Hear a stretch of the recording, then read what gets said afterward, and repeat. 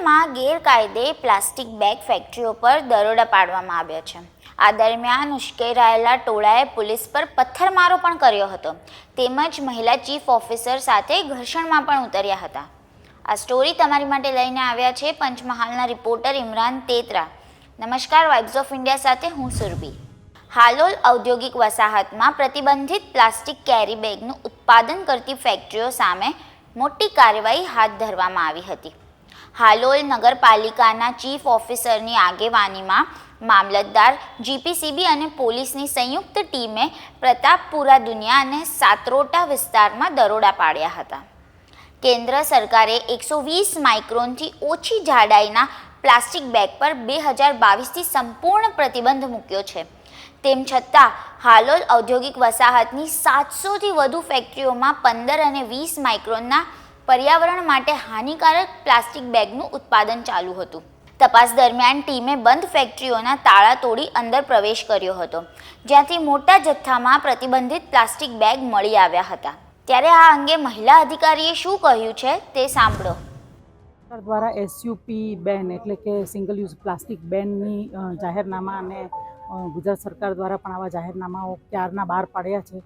તેમ છતાં single use plastic માર્કેટમાં સરળતાથી ઉપલબ્ધ હોય છે અને આવી બધી કામગીરીમાં જ્યારે નગરપાલિકાના આરોગ્ય વિભાગ દ્વારા નાના નાના વેપારીઓ પાસેથી જબલા અને એવા જે સિંગલ યુઝ બેન પ્લાસ્ટિક જપ્ત કરવામાં આવે છે તો નાના વેપારીઓ હંમેશા એવું કહેતા હોય છે કે તમે જે કારખાનાઓ છે જે બનાવે છે એને તમે શા માટે નથી રોકતા, તમે અમારા પર શા માટે કરો છો। આથી હાલોલ નગરપાલિકાએ આવા જે કોઈ મેન્યુફેક્ચરર હોય એ જીપીસીબી અને જિલ્લા વહીવટી તંત્રના સહયોગથી આ પ્રકારના જે મેન્યુફેક્ચરર હોય જે સિંગલ યુઝ પ્લાસ્ટિક બનાવતા હોય તો તેના ઉપર રેડ કરી અને એ બધું પ્લાસ્ટિક જપ્ત કરવામાં આવ્યું।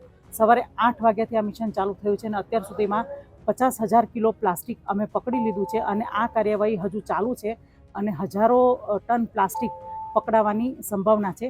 આ સાથે અમને અહીંયા 2 એવી ફેક્ટરી પણ જોવા મળી કે જે આવું પ્રતિબંધિત પ્લાસ્ટિક બનાવી રહી છે, તો એ જીપીસીબીના ઓફિશિયલે એમને ક્લોઝર આપી અને કાયદેસરની કાર્યવાહી કરેલ છે।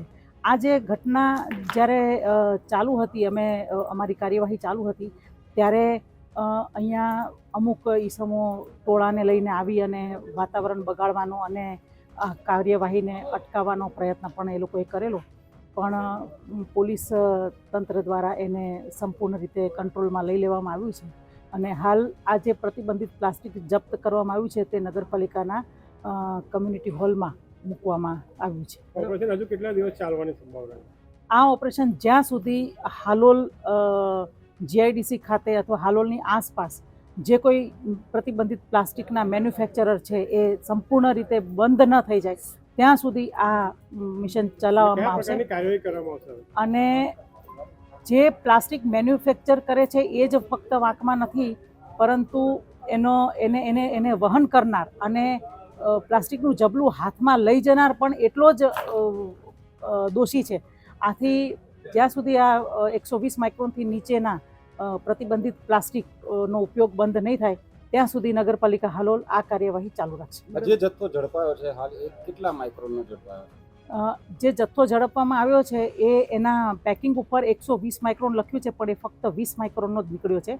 જીપીસીબીના ઓફિશિયલ્સ છે એ એમનું ગેજ મીટર લઈને જ આવ્યા છે, તો એ માપતા ખાલી 20 માઇક્રોનનો જથ્થો। પોલીસ સાથે કોઈ ઘર્ષણની ઘટના બની?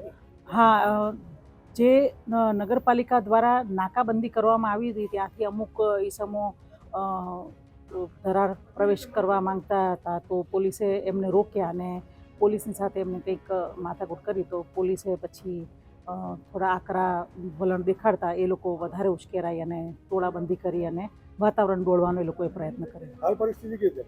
હાલ અત્યારે પરિસ્થિતિ કંટ્રોલમાં છે। પોલીસ તંત્રએ સારી રીતે પરિસ્થિતિને કંટ્રોલ કરી દીધી છે અને નગરપાલિકાની કામગીરી ચાલુ છે। આપનું નામ અને હોદ્દો? મેડમ, એક વધુ પ્રશ્ન છે કે આ જે ઓછા માઇક્રોનવાળી બેગ હજારો ટનમાં બનતી હોય છે, તો એને રાજ્ય બહાર લઈ જવાની શક્યતાઓ આ ગાડીઓમાં ભરાઈ રહી હોય છે? મારા ધ્યાનમાં એવું આવેલ છે કે આવો જે પ્રતિબંધિત પ્લાસ્ટિકનો જે જથ્થો છે એ મોટે ભાગે બહારના રાજ્યોમાં મોકલવામાં આવતો હોય છે।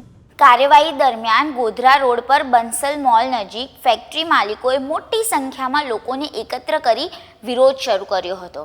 ઉશ્કેરાયેલા ટોળાએ પોલીસ પર પથ્થરમારો કર્યો અને મહિલા ચીફ ઓફિસર સાથે ઘર્ષણમાં ઉતર્યા હતા.